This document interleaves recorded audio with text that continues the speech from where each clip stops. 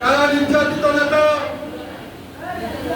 Advocate Tipu ভাই আমাদের মাঝে উপস্থিত হয়েছেন। মহানগর বিএনপির যুগ্ম সম্পাদক মনির খান চাচা আমাদের মাঝে উপস্থিত হয়েছেন। রংপুরের স্বৈরাচার বিরোধী আন্দোলনের ছাত্র নেতা নারায়ণ সদর থানা বিএনপির সংগ্রামী সভাপতি মাসুদ রানা আমাদের মাঝে উপস্থিত হয়েছেন। ডাক্তার মজিবুর রহমান ভাই মহানগর বিএনপির যুগ্ম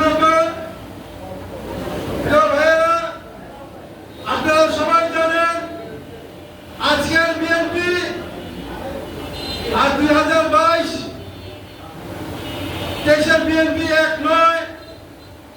যখন এই 16 নম্বর বিএনপির কমিটি করে আমাকে বলেছিল 16 নম্বর বিএনপি কমিটি হবে, তোমরা দল বুঝাও, নেতৃত্ব তৈরি করো।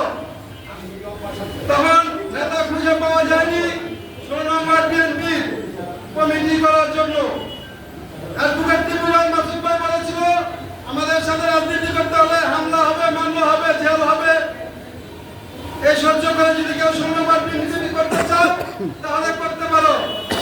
তখন সাহস করে 16 নম্বর বিএনপির হাল ধরেছিল বিএনপি নেতা নাজির প্রধানের ছেলে আলামিন প্রধান, বাবুলাল একটি সন্তান মাহবুব রহমান, আক্তার হোসেন, তারা 16 নম্বর বিএনপি দায়িত্ব নিয়েছিল।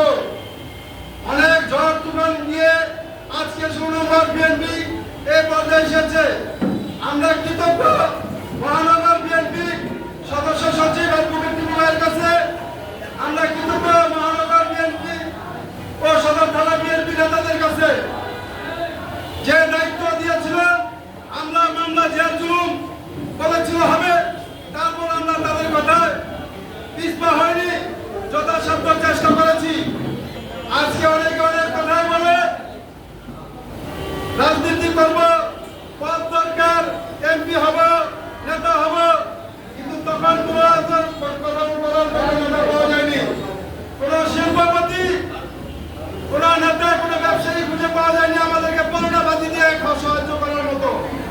ট্রেনের ছাদে উঠে কমলাপুর গিয়েছি, কমলাপুর থেকে বিএনপি মিছিল নিয়ে টিপু ভাইয়ের সাথে আমরা পল্টন ময়দানে গিয়েছি।